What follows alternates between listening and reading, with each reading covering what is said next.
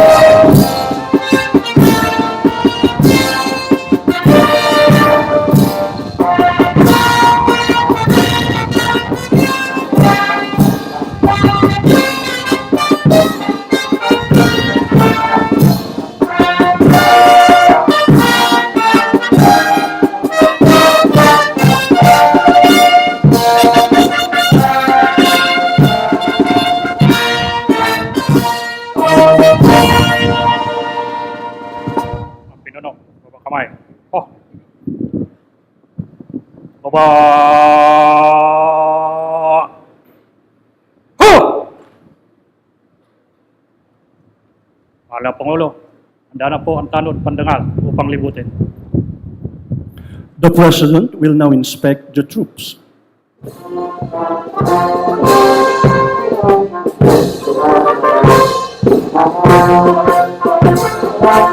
Leading the line, ladies and gentlemen, is the President of the Republic of the Philippines, Rodrigo Roa Duterte, our guest of honor and speaker in today's 115th Police Anniversary celebration. He is being accompanied by the Police House, Police Director General Ronald de la Rosa, Chief Philippine National Police, and the Honor Guard Commander, Police Chief Superintendent Abad Osit, Deputy Director of the Directorate for Integrated Police Operations, Visayas.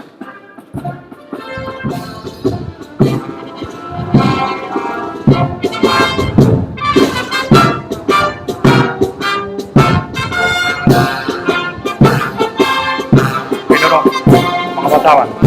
Sabay kamay. Oh.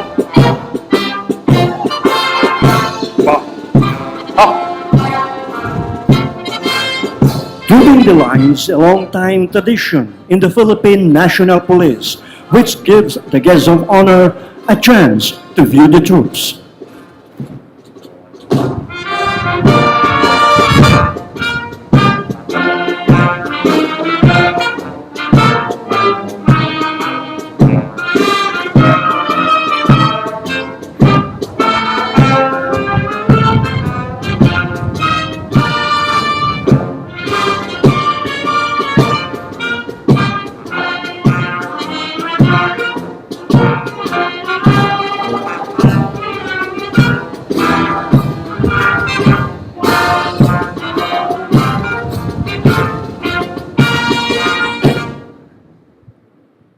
Tanghal!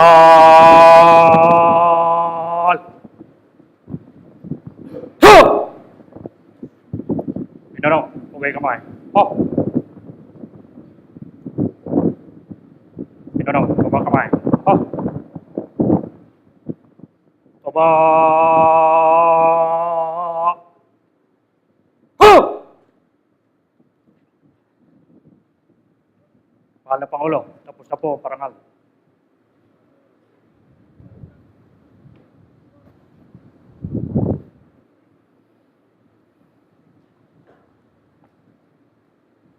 Welcome sa anniversary, sir.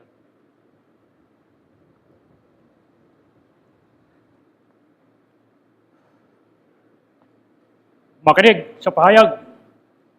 Pinapaabot ng ating panauhing pandangal ang Pangulo ng Republika ng Pilipinas, Rodrigo Roa Duterte, ang kanyang taus-pusong pasasalamat sa parangal na binigay natin sa kanya ngayong hapon.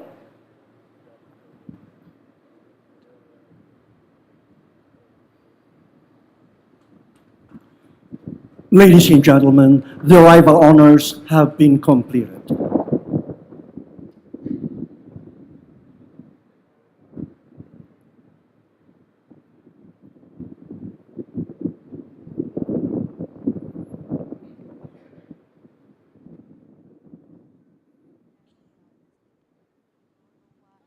Yan po natunghayan natin ang arrival honors kay Presidente Rodrigo Roa Duterte ng Philippine National Police. Just so to give you a background po, ang First National Police Service po ay naorganisahan noong August 8, 1901. Ito po yung formal na formation ng Insular Constabulary.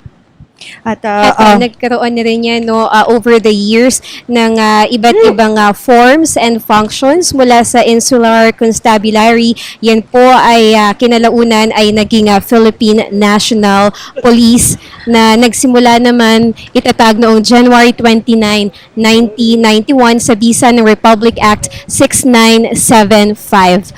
At makikita po natin ngayon yung mga VIP, so very important persons po na dumalo nga sa 115 Police Anniversary. Dito po yan sa Campo Crame, na kung saan nakita natin ang ilang diplomats. At ngayon po ay papasok na ng multi-purpose hall si Presidente Rodrigo Duterte kasama si PNP Chief Ronald de la Rosa. At nabanggit po kanina yung ilang VIPs na dumating, namataan po natin ang ilang mga importanteng bisita tulad nila dating Pangulong Fidel V. Ramos at Chinese Ambassador Zhao Jianhua.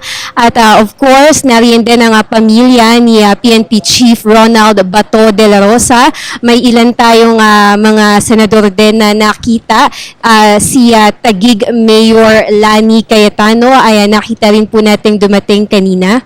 May ilang opisyal din tayong nakita, yung mga matataas na opisyal ng Philippine National Police Command Group din, at kasama din ng mga regional directors ng Philippine National Police. At sa programa po ating ngayong hapon ay natapos na po ang entry of colors at susunod naman po ang national anthem na pangungunahan naman po ng PNP Choral. At pagkatapos po niyan ay ang pagbibigay ng interfaith prayer. So mula po sa Catholic community, ang panalangin po ay pangunahan ni Police Superintendent Joselito Borja. Sa evangelical community naman ay si Police Superintendent Samuel A. Erandio. At mula naman po sa Muslim community, yan ay pangunahan ni Police Senior Inspector Al-Kabir M. Pandi. At for the welcome remarks naman, si Police Director General Ronald de la Rosa po para sa welcome remarks dahil sa 115 Police Anniversary po ng Philippine National Police. Yes.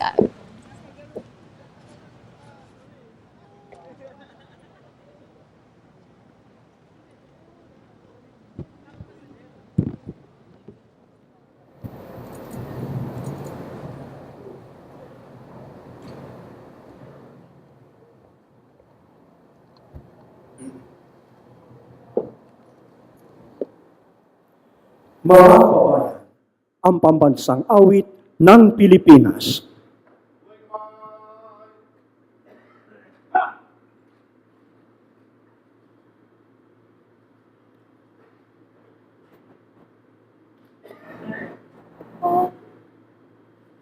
Bayang magiliw, prela sa silanganan, alam ng puso, sa bibig mo'y buhay. Lupang hinirang, tulad ka ng magiting, sa manlulupi, di ka pasisiin. Sa dagat at tundok, sa simoy at sa langit mong bagaw, may ginagam tula at awit sa paglayang minamahal. Ang kisap ng watawat mo'y tagumpay na nagdidinig, ang bituin at araw na kailan pamay di magdidilim. Lupa ng araw na buwan, harit at sinta, buhay langit sa piling mo. Aming ligaya na patbay mga api, ang mamatay ng dahil sa'yo.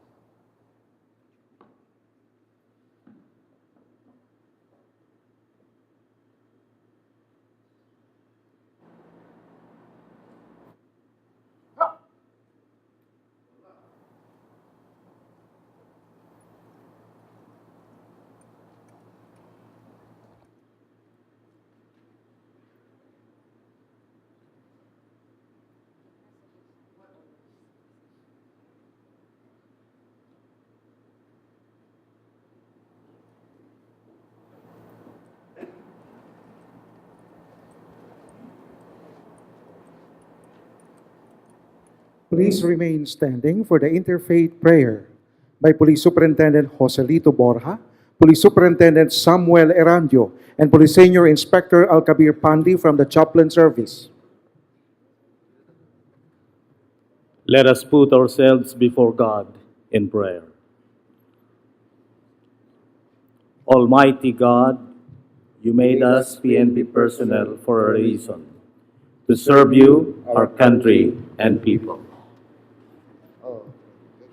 We humble ourselves to you as we gather today to celebrate the 115th Police Service Anniversary with the theme, Hamon ng Pagbabago, Pinag-iba yung Serbisyo.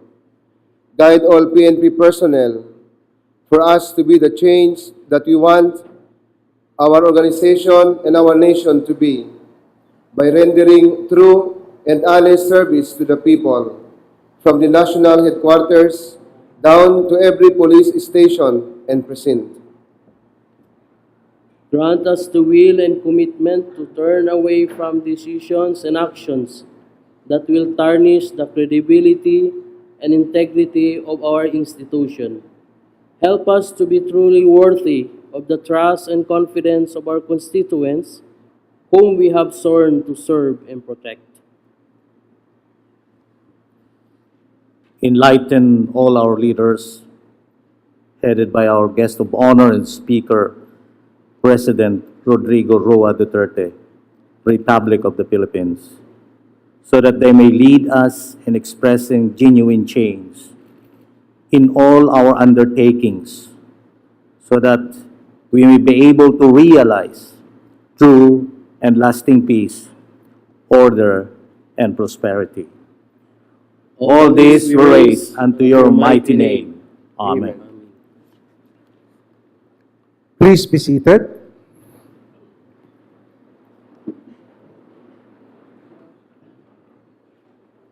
The Chief of the Philippine National Police, Police Director General Ronald De La Rosa, will now give his welcome remarks.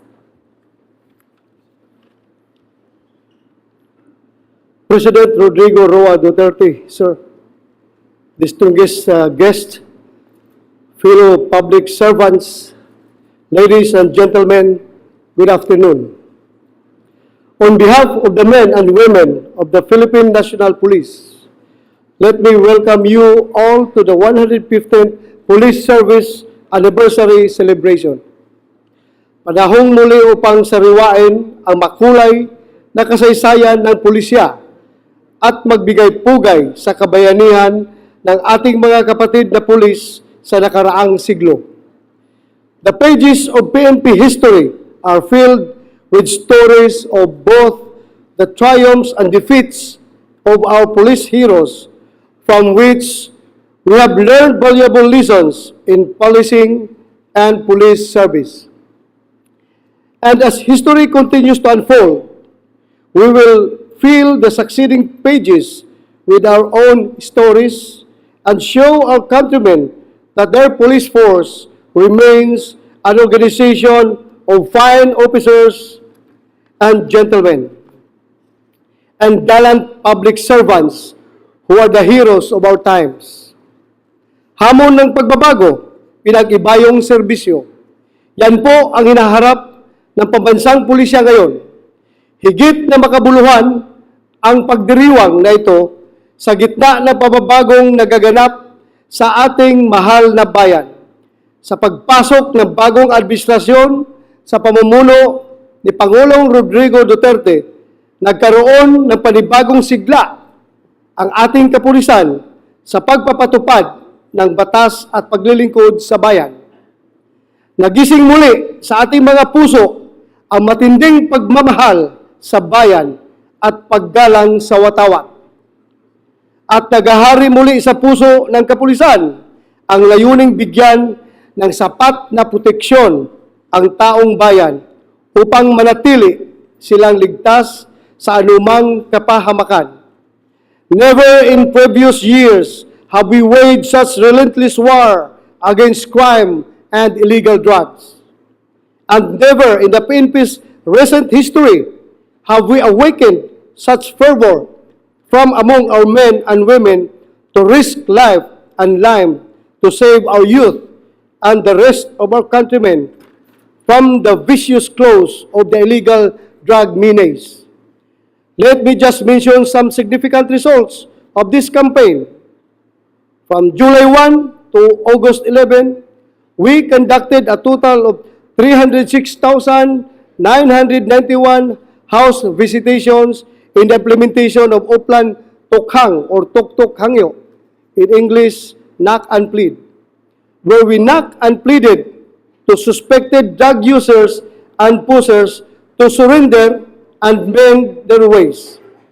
As a result, 518,310 users and 45,799 pushers of a total of 564,109 drug personalities surrendered to authorities. A total of 7,830 were arrested, while 572 have been killed.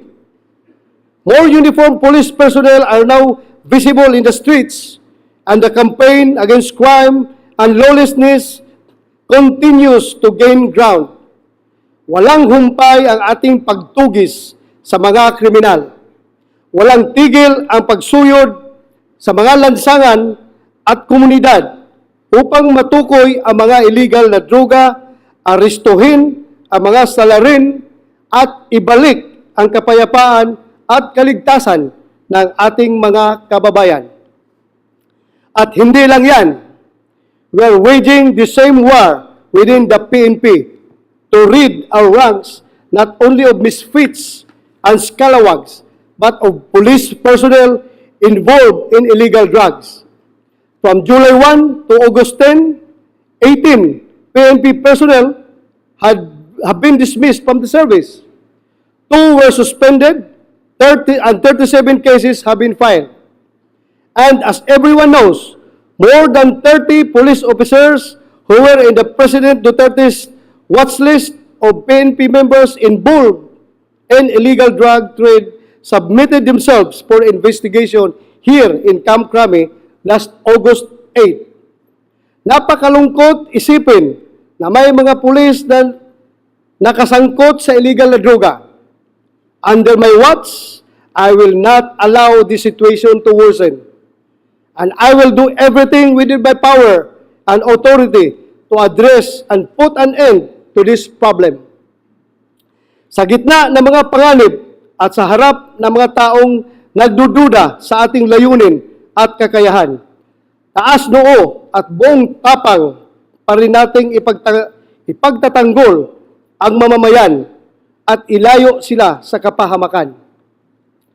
Sabayan natin ang pagbabago sa buong bansa sa pamamagitan ng pinag-ibayong serbisyo. Tandaan natin na tayong mga pulis ay pumasok sa serbisyo upang maglingkod sa bayan, hindi upang pagkakitaan ang ating kapangyarihan. Pumasok tayo sa serbisyo upang panatilihing ligtas ang taong bayan, hindi upang saktan at abusuhin sila. At pumasok tayo sa serbisyo upang ipatupad ang mga batas at itaguyod ang kapayapaan, hindi upang protektahan ang mga illegal na gawain. At narito tayo ngayon sa serbisyo upang maging ehemplo ng paglilingkod na magiting, malinis at mahusay. Bilang ama ng organisasyong ito, nais ko makita ang marami pang mga bayaning pulis sa ating mga hanay. Hindi nyo kailangan magbuwis ng buhay upang maging bayani. Maghandog lang kayo ng malinis at maayos na paglilingkod.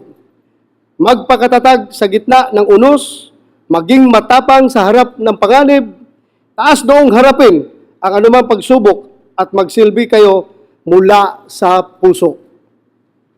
Sa ganitong paraan, makiisa kayo sa hanay ng ating mga bayani.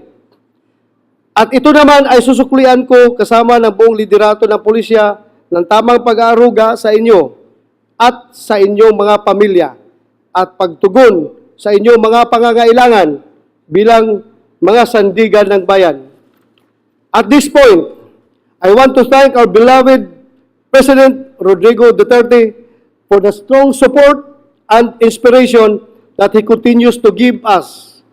Ganado po kaming magtrabaho dahil kayo po ang aming ehemplo ng serbisyong magiting, malinis, matapang at tapat. Sa kabila ng mga kakulangan sa armas at iba pang mga kagamitan, mananatiling masigasig po ang aming paglilingkod at pakikibaka laban sa krimen at sa masasamang loob. Sa tiwala po ng ating Pangulo, sa kapulisan at sa kanyang malakas na suporta, pati rin ang suporta ng taong bayan. Patuloy pa rin ang aming masipag na pagpapatupad ng batas at pagsulong ng kaayusan at kapayapaan sa ating mga lansangan. We continue to strongly implement our transformation agenda as we heed the present administration call for positive change in the country. As we now celebrate the Police Service 115th year, we will do so with a renewal of our commitment to the police ideals of service, honor, and justice. Naway patuloy na maghari sa ating mga puso ang paglilingkod na marangal at makatarungan. At sa ating mga membrong bibigyang parangal ngayong araw na ito, binabati ko kayong lahat sa ngalan ng pambansang pulisya. Ipagpatuloy ninyo ang magandang serbisyo sa sambayanan at patunayang ang kapulisan ay tunay na tagapagtanggol ng mamamayan at sandigan ng ating bayan. Sa ating lahat, maligayang bati sa pagdiriwang natin ng ikasandaang at 15 taong anibersaryo ng serbisyong kapulisan. Mabuhay po! Thank you very much, sir.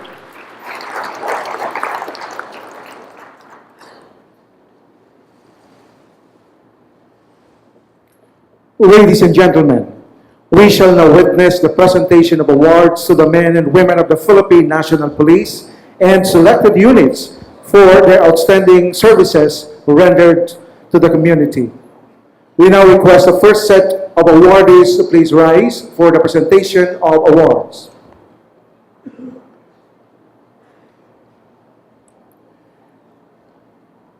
And to present the awards is the President Rodrigo Roa Duterte, to be assisted by Undersecretary Catalino Cuy, Acting Secretary of the DILG, and Police Director General Ronald De La Rosa, the Chief of the Philippine National Police. For the individual awardees, the Achievement Award is presented to Police Senior Superintendent Valeriano T. De Leon of Police Regional Office 11, Davao, for having been adjudged as Best Senior Police Commissioned Officer for Administration for the year 2015 in grateful recognition of his outstanding performance in the field of administration.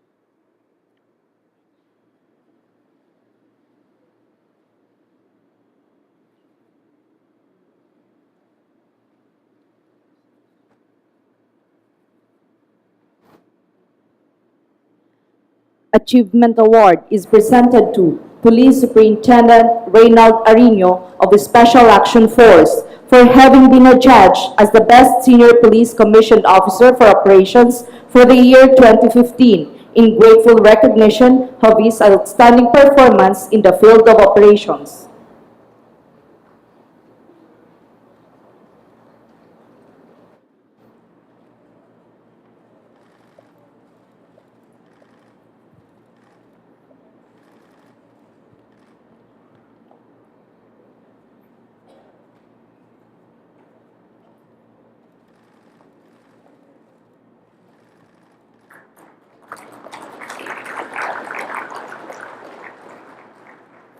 The Achievement Award is presented to Police Inspector Lito Pirote of Anti-Illegal Drugs Group for having been adjudged as Best Junior Police Commission Officer for the year 2015 in grateful recognition of his outstanding performance in the field of operations.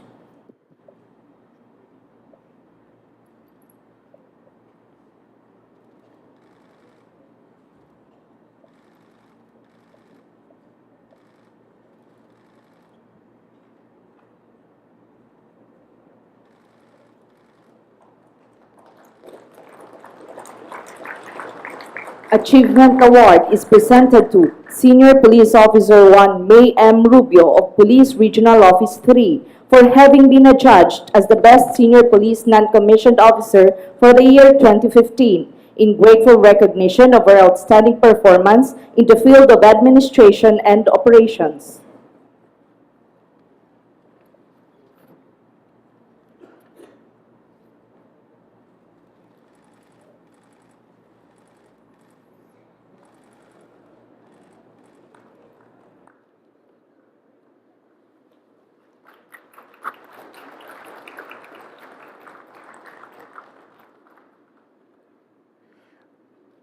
The Achievement Award is presented to Police Officer 2 Jonathan Robles of Police Regional Office 3 for having been adjudged as Best Junior Police Non-Commissioned Officer for the year 2015 in grateful recognition of his outstanding performance in the field of administration and operations.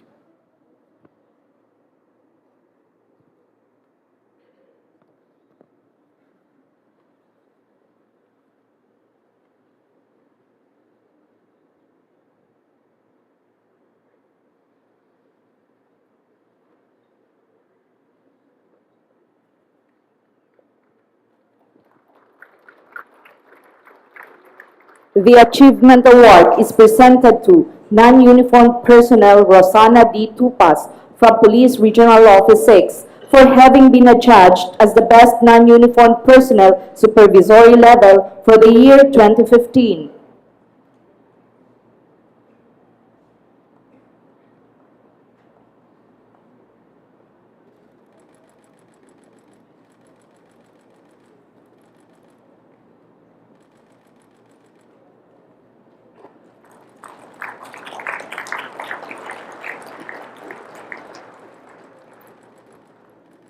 The Achievement Award is presented to non-uniformed personnel Mary Jean Nadres from the Directorate for Plans for having been adjudged as Best Non-Uniformed Personnel Non-Supervisory Level for the year 2015.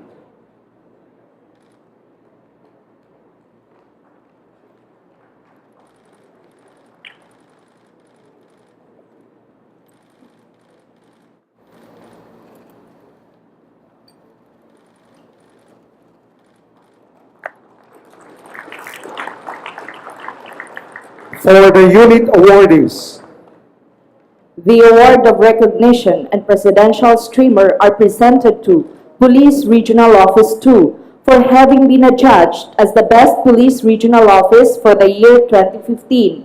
The award will be received by Police Chief Superintendent Gilbert C. Sosa, Regional Director, Police Regional Office 2.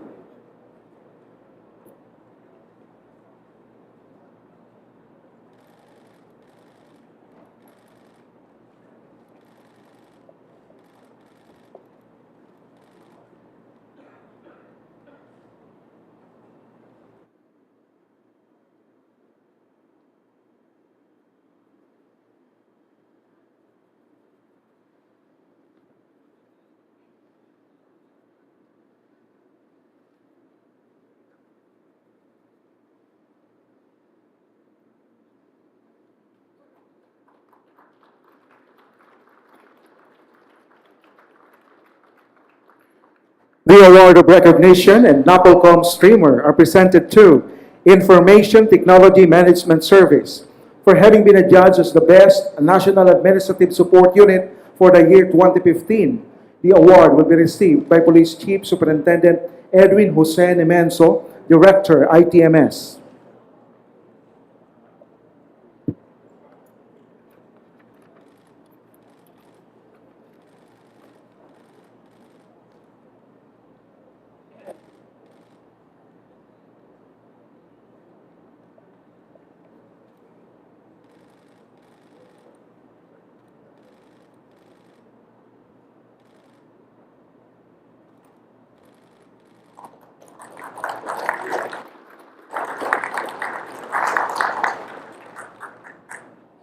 The award of recognition and Chief PNP Streamer are presented to Special Action Force for having been adjudged as the best National Operational Support Unit for the year 2015. The award will be received by Police Chief Superintendent Benjamin M. Lusa, Director, Special Action Force.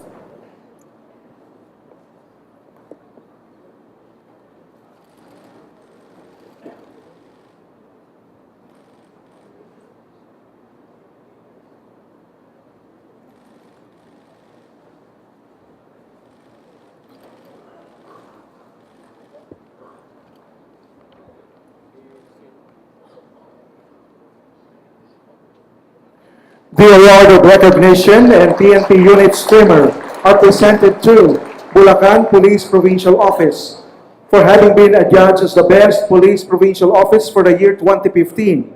The award will be received by Police Senior Superintendent Romeo Caramat Jr., Acting Provincial Director.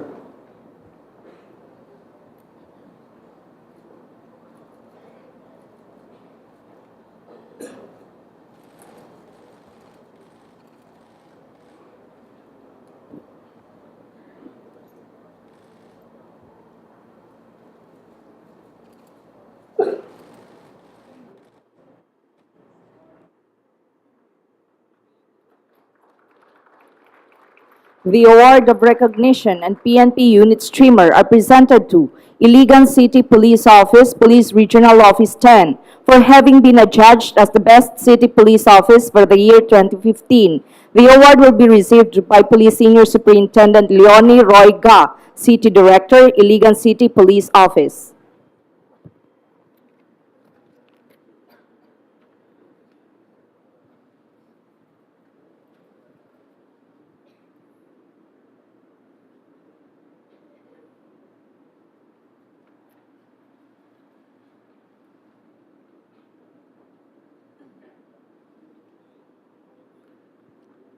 The award of recognition and PNP Unit Streamer are presented to Santa Rosa City Police Station for having been adjudged as the best component city police station for the year 2015. The award will be received by Police Superintendent Giovanni Martinez, Chief of Police, Santa Rosa City Police Station.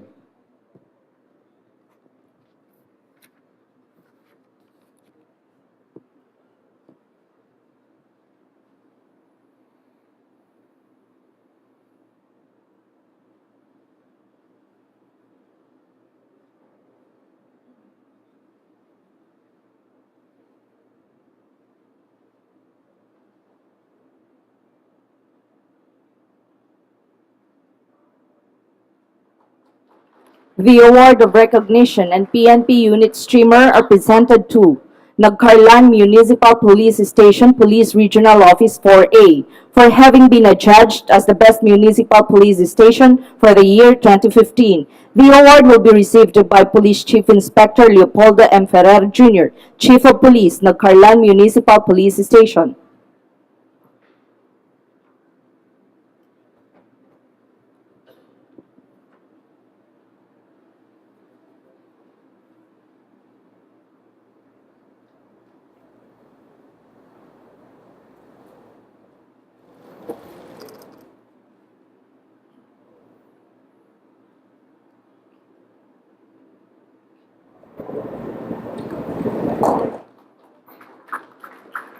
The award of recognition and PNP Unit Streamer presented to Regional Public Safety Battalion 13 for having been adjudged as the best Regional Public Safety Battalion for the year 2015. The award will be received by Police Superintendent Chito Bersaluna, Acting Battalion Commander, Regional Public Safety Battalion 13.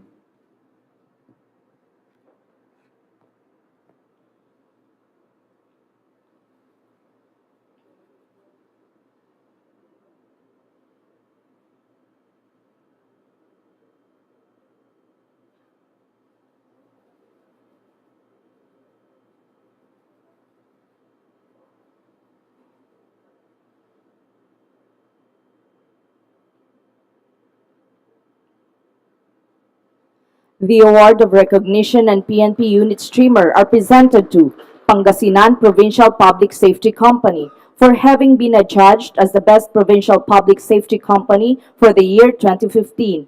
The award will be received by Police Superintendent Virgilio C. Pascua Jr., Company Commander, Pangasinan Provincial Public Safety Company.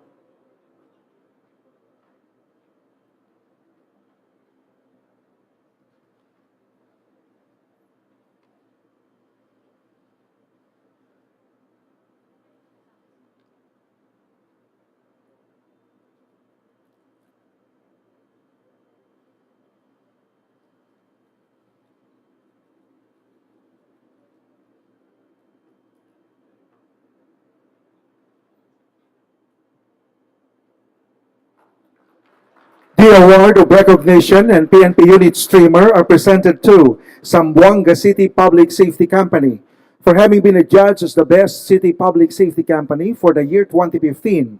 The award will be received by Police Superintendent ARESTON LIMOS, Company Commander, Zamboanga City Public Safety Company.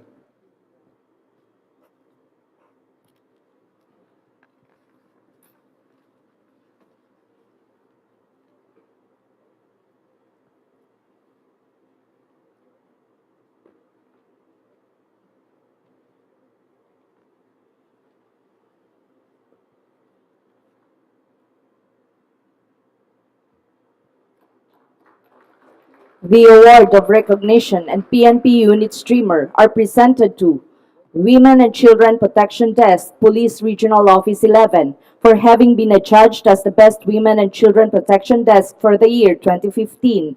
The award will be received by Police Chief Inspector Jacqueline A. Antero, Chief Women and Children Protection Desk, Police Regional Office 11.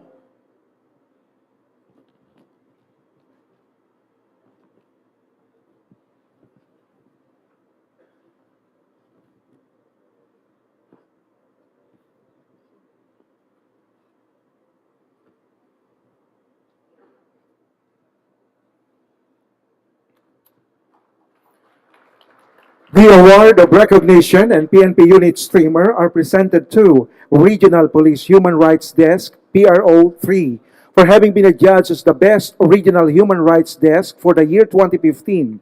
The award will be received by Police Superintendent Hercules Ileto, Chief Regional Human Rights Desk, Police Regional Office 3.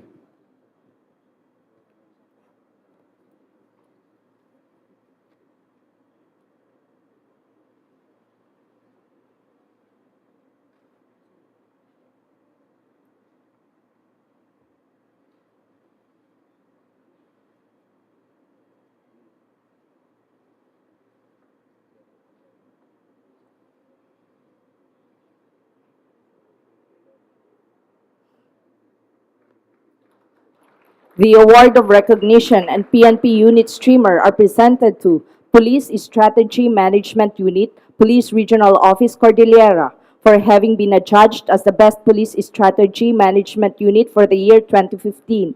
The award will be received by Police Chief Superintendent Robert Hinary, Deputy Regional Director for Administration, Police Regional Office Cordillera.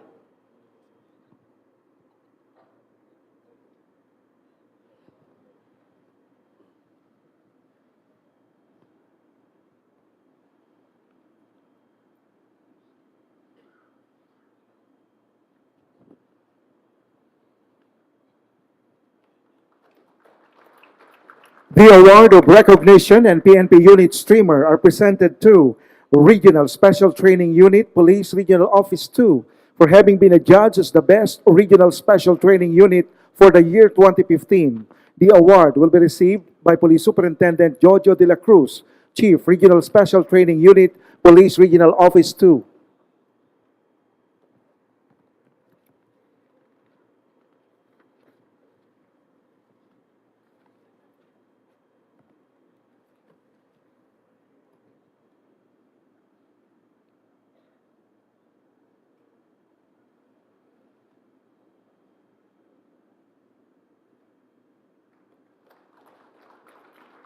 For the special awardees, The award of recognition and PNP unit streamer are presented to Police Regional Office 5 in recognition for the unit, with most members of private armed groups neutralized during the election period PRO level.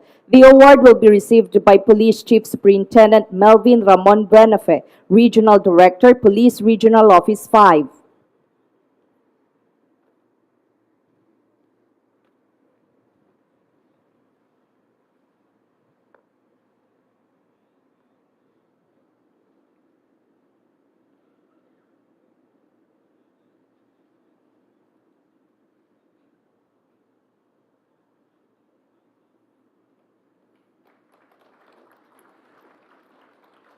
The award of recognition and PNP unit streamer are presented to Cebu Police Provincial Office in recognition for the unit with most number of firearms accounted, seized, recovered, and surrendered during the election period for Police Provincial Office and City Police Office level.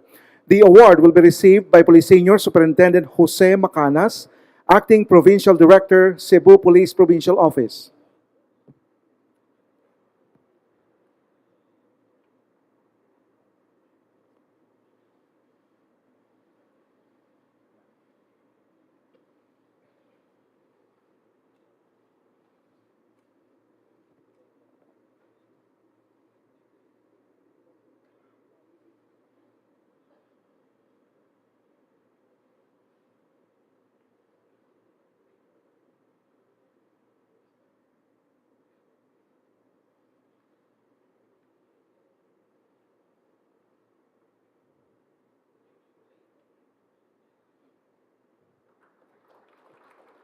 Award of recognition and PNP unit streamer are presented to Police Regional Office 13 in recognition for the unit with the least number of election-related violent incidents during the election period.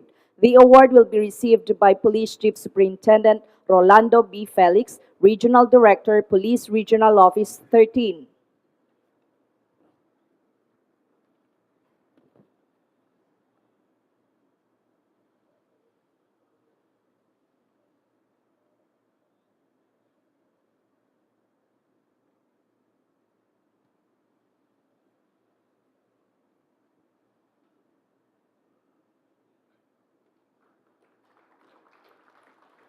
The award of recognition and PNP unit streamer are presented to Regional Special Operations Task Group Pangasinan in recognition for the best Regional Special Operations Task Group. The award will be received by Police Chief Superintendent Marlo Chan, Deputy Director, Directorate for Integrated Police Operation, Eastern Mindanao.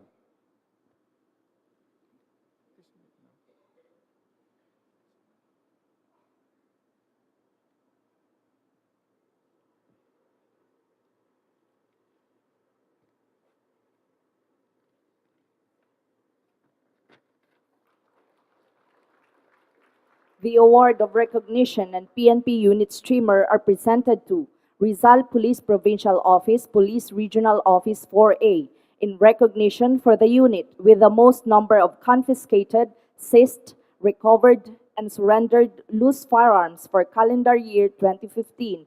The award will be received by Police Senior Superintendent Adriano T. Eno, Provincial Director, Rizal Police Provincial Office.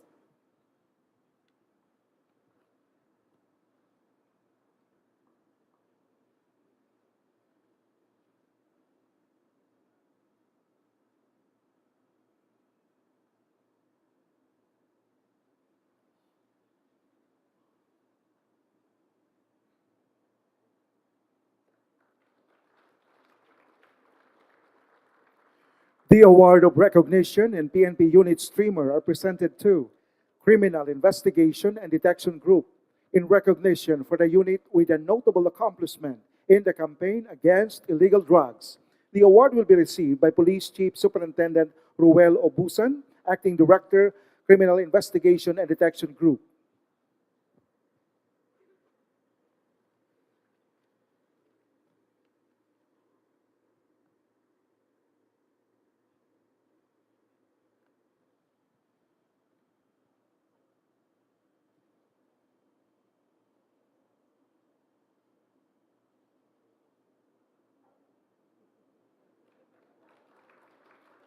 The award of recognition and PNP unit streamer are presented to Police Regional Office 3 for having the highest number of arrested drug pushers in relation to PNP Anti-Illegal Drugs Campaign Plan Project Double Barrel from July 1, 2016 to August 11, 2016. The award will be received by Police Chief Superintendent Aaron N. Aquino, Regional Director, Police Regional Office 3.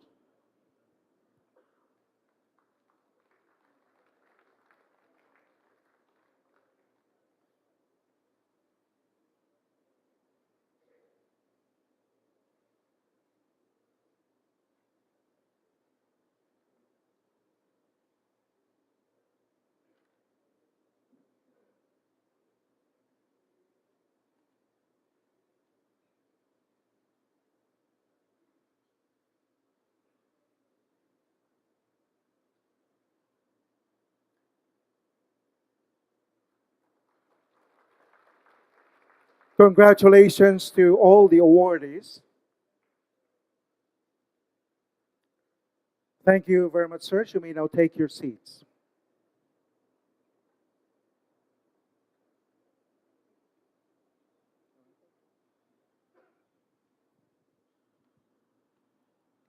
Ladies and gentlemen, Police Director General Ronald De La Rosa, Chief Philippine National Police, will now introduce our guest of honor and speaker.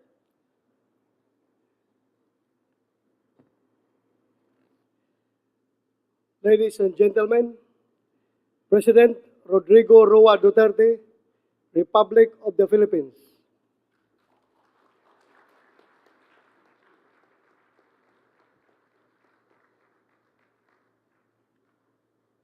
Kindly sit down. Thank you.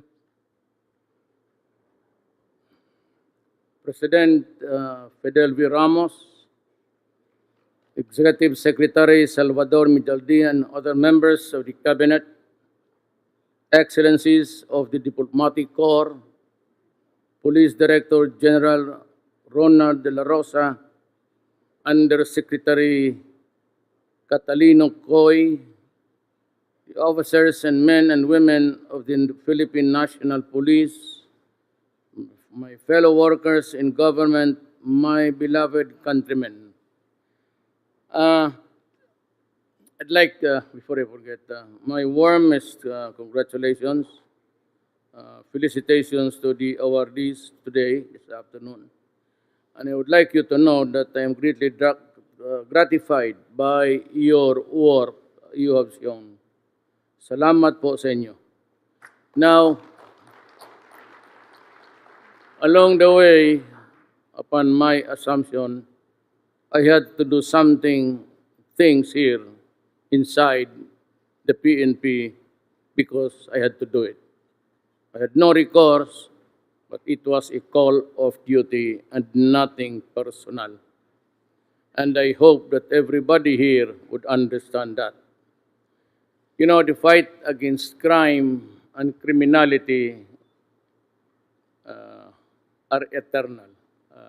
The fight is eternal, rather. Because in every generation, in every body politic, wherever there is a government, a congregation of men, human beings, we would have problems about establishing law and order. In the Philippines, we are Filipinos are no exception. We have had our share of our agony and misery. In my generation, especially now, we have seen our country devastated by drugs. And it has not only affected millions, but a lot of them are no longer viable as human beings in this planet. You know, about 2 years ago, PDEA came out with the statistics that there are about 3 million plus Filipinos already afflicted with drugs. And if you just compute by incremental increase, put it at a very liberal rate, let us say 700. So you have about 3,700,000 Filipinos who are dependent on drugs. And what is really very unsettling is that a year or more of shabu use would shrink the brain of a person, and therefore he is no longer viable for rehabilitation. Unlike the poppy derivatives, the heroin and cocaine, they are all grown from an organic plant, that is the poppy. But meth is something else. It is a deadly mix of chemicals, and even the water used in mixing the shabu itself uses the battery, the acid water of a battery we use to fill up our battery to run our motor vehicles. And that is why I hope everybody should understand that. And once in a while, we see a lot of ranting about human rights in my campaign against drugs. Let me be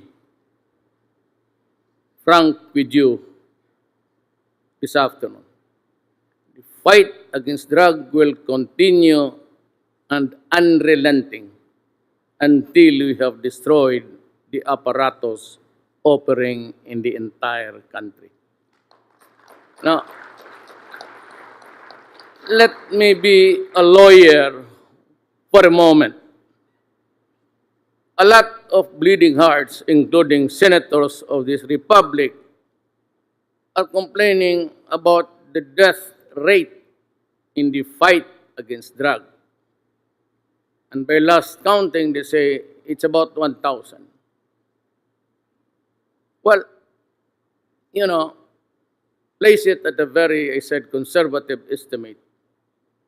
Let us now say that there are about 400 drug addicts no longer eligible for rehabilitation, for they are really crazy and out of their senses and no longer have the cognitive value of their person, of their talent. So what do we do with it? There are about 300 dead living Filipinos. You know, it's very easy to complain. We in government, and I myself who ordered the campaign against drugs, take full and sole responsibility for it. And for those who are killed in a police operation, in a firefight, we are willing to submit ourselves for an investigation before anybody. And I would like also to just say, why would the United Nations be so easy to be swayed into interfering in the affairs of this republic? There are about just 1,000. There are a lot of people, innocent women, child, young women, young men, old women, being killed elsewhere in this world without even saying the slightest justice. Take, for example, in the Middle East. I have yet to complain, the United Nations complaining publicly, even not criticizing the countries who are into it and bombing villages and communities, killing everybody there, including the goats and the cows and the dogs.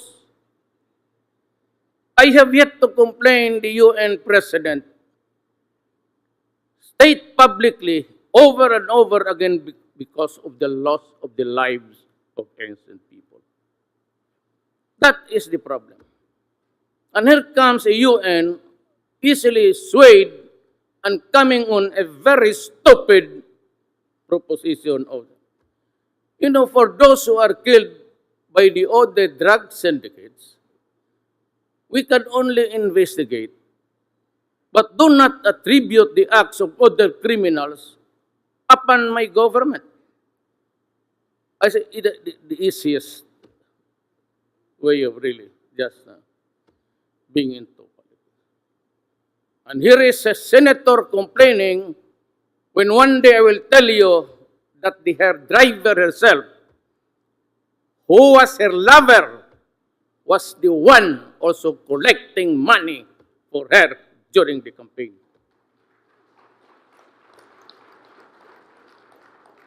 Here is an immoral woman flaunting, well, of course, insofar as the wife of the driver was concerned, it's adultery. Here is a woman who funded the house of her lover. And yet, we do not say any complaint about it. Those money came readily from drugs. The intercept between Muntinlupa and the driver were far beyond making sure that somebody was involved. But in fairness, I would never state here that the driver gave the money to her. But by the looks of it, she has it. Ayan ang kapahirap dito. Namumulit ka posturing when you yourself has a very sordid personal and official life. I will show to you, I have this CD when she first investigated me in Davao for human rights violation. Before the press entering the hotel lobby, she said, I will prove that Duterte is connected with the DDS, Davao Death Squad. Until now, she keeps on yakking and she has forgotten that tape which I had recorded. I would like her to eat it in my presence. But I cannot do it because it is not an accepted edible food for human beings. What's the problem? We inject politics, only 1,000 died, and you put my country in peril, in jeopardy for the 600 now. Lives wasted, destroyed, families broken, children left, husband and wife together with so many orphans whose parents are alive. Yan ang pinakamahirap dito sa bayan na to. And frankly, one of the things that really prompted me was at the urgings of President Ramos. He himself, as a matter of fact, knew what was going on. And he came to me repeatedly and said, you run so that you'll have a president from Mindanao and one who can save this nation. President is here, you can ask him. Long before we started the campaign, we already knew what was wrong with the PNP. And I had that's why I had to do something about it. As president, I could not have started my administration with a corrupt Philippine National Police. Alam mo, when I was mayor, and you can ask anybody for that matter, in Davao City was one place where the police during my time was protected if they were in the performance of their duties. Once they were disciplined and suspended, I had to pay for the basic salary, the take-home pay, so that the family will not go hungry. I provided the lawyer, and as a matter of fact, I intervened actively. I will not elaborate on it. If I feel that they would be wrongly accused and maybe sent to prison for no reason at all. There was a time when about 27 of the best officers there in these halls today were ordered dismissed. And I practically went into a rebellion and said to the Manila government, this decision was not acceptable to me at all. And I stood my path. And I insisted. And that is why Davao City progressed tremendously, progressively, because of the police and the military who gave me their full support. So in return, what can I do for you, my dear policemen, police officers? I have increased your salaries. You are the first double your present salary by December. You have gotten the full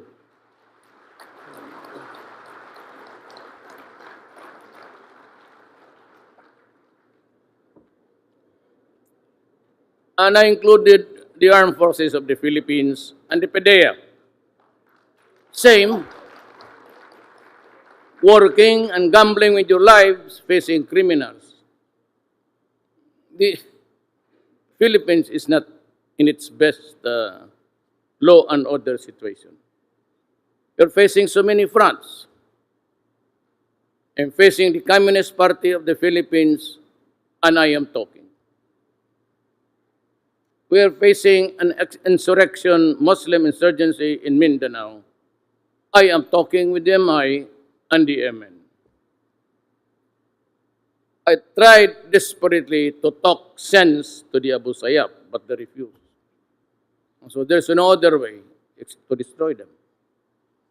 I have gone out of my way to make the Philippines safe again.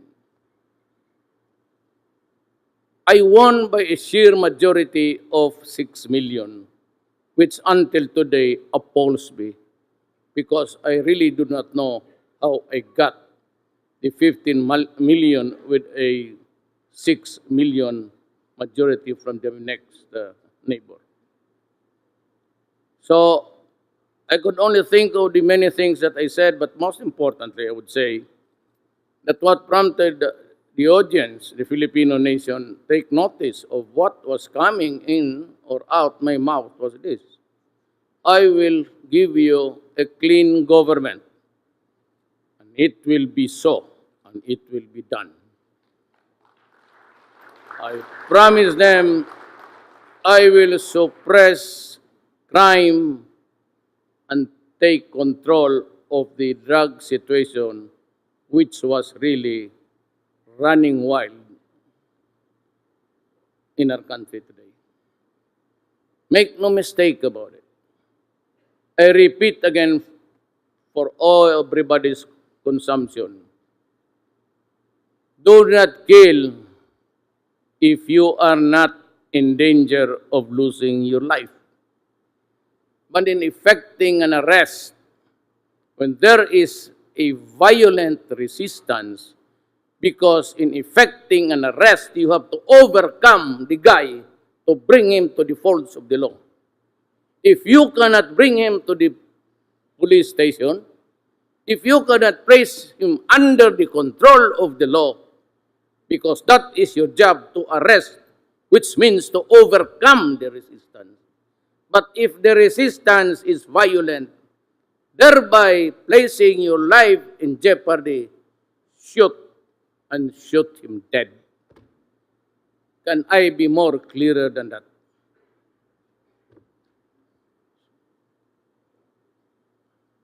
Now, we are trying to fix everything. We do not want war. We cannot build a nation over the bones of our people, our citizens. But at the time when it calls for an action to protect the entire nation, especially the young, I have placed myself at stake. I said before, and I will say it again and again and again, until this statement goes into the mind of those who are listening, including the senators.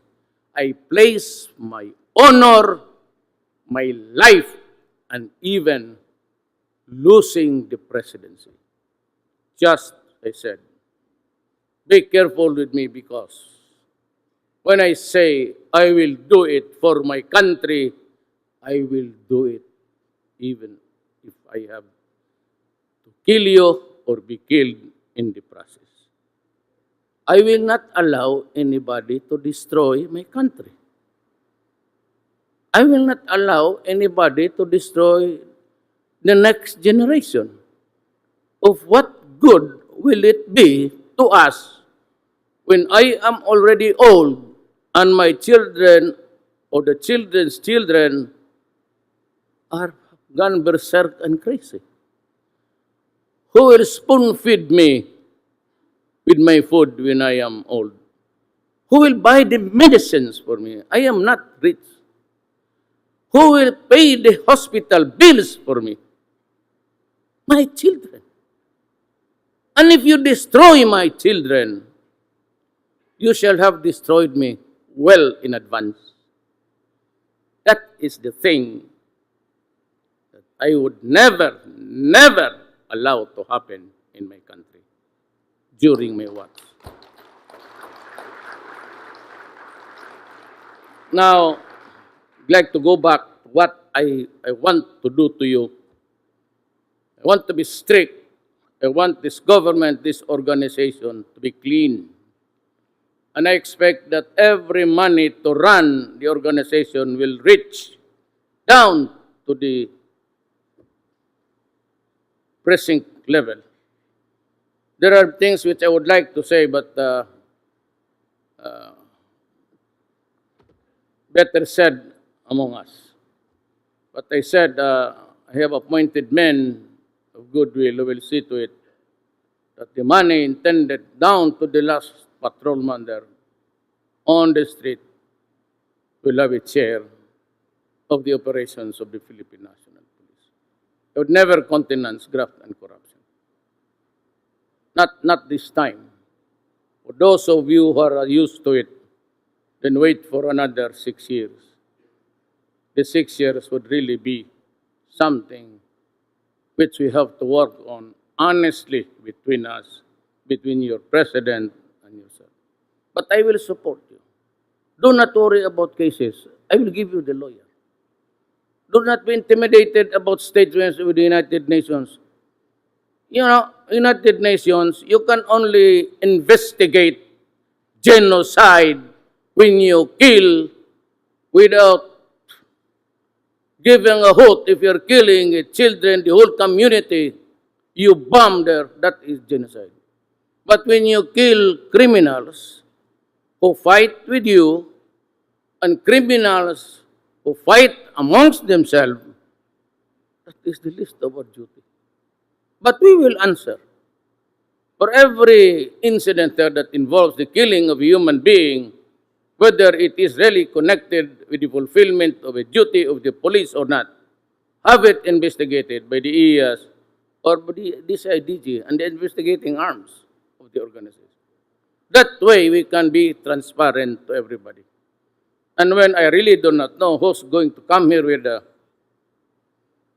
would like to whack him in the head. Somebody here from nowhere would come here just investigating for nonsense. Do not investigate us as if we are criminals when the police do their duty. No. Do not do that. Don't ever do that. I would not receive you warmly in this country. But if you come here to explain or maybe to the UN about the happenings of criminals who kill themselves or being killed because many persons have been waiting for this time. Those who lost their sons and daughters to drugs.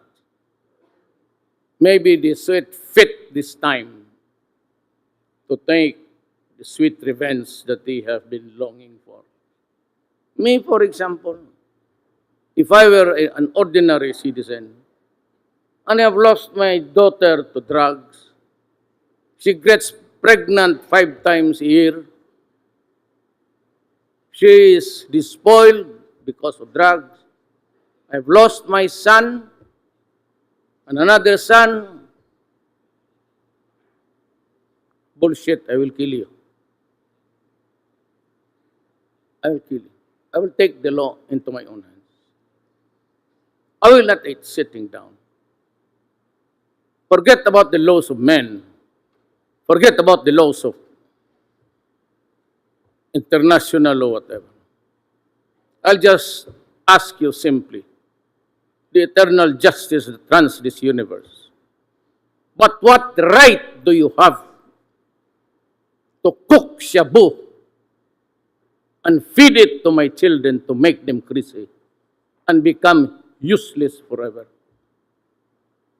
Who gave you the right in this universe, in this planet, to rape my 1-year-old daughter, to kill a 6-year-old son, to despoil the body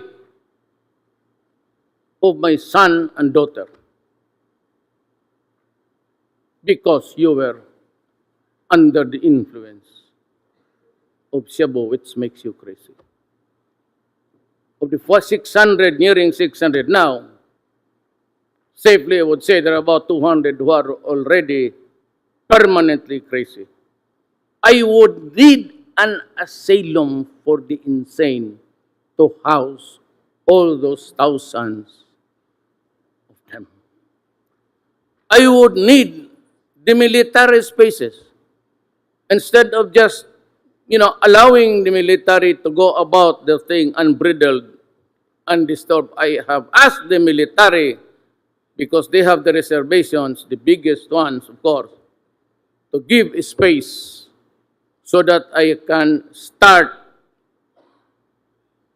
the building of rehab centers all over the country.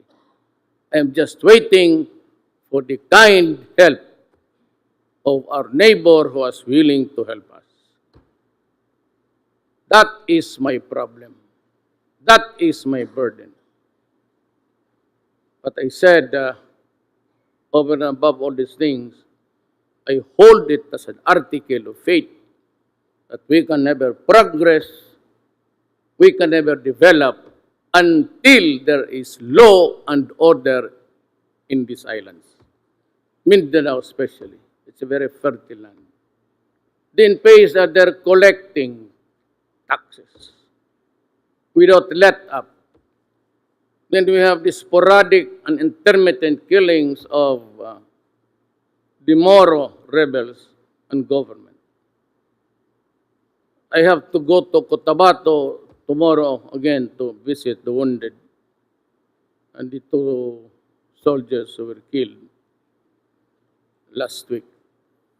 From here, I go to Taguig, to the naval station, because there is a Navy man there who died in action about 4 days ago. Those are the pitfalls. Those are the wages we have to pay because we cannot have peace in this land. That is why the bulk of my effort would really be to seek peace with everybody. And I promised you, the PNP, rank and file, you will have your salaries doubled, then I would offer, say, free education from kindergarten to high school. Well, when they reach college, there are those who are gifted by God. I am not one of them, who are really the bright, and they can go and pursue. We can have this scholarship. But for those who do not want to study like me before, seems to be resistant to good education, well, we can always have the technical, and we will have the help of many of our Asian brother nations. China, for example, Japan, Taipei is also one of those, and Thailand, everybody. But China has offered us well in advance to help us training in agriculture. So I'd like to thank you. And we have the United Nations helping us in all efforts of humanitarian efforts. So we'd like to thank you, the donor of these countries, Canada, and everybody for helping my country. In return, may I just be allowed to say that do not be afraid to invest in the Philippines, whether as help or by assistance or business investment. Come here, there will be no hanky-panky, no asking for tips and everything. All you have to do is to tell me, call me, there's a number, and I will do the processing myself for you. And will give you the paper with you just sitting down. And I promise you that anybody, even a whisper, do not ever think about it, because even a whisper can get you into trouble. That is how serious I am, because that is what the people expected of me. Thank you and good afternoon. Thank you very much, Mr. President. Ladies and gentlemen, President Rodrigo Roa Duterte of the Republic of the Philippines.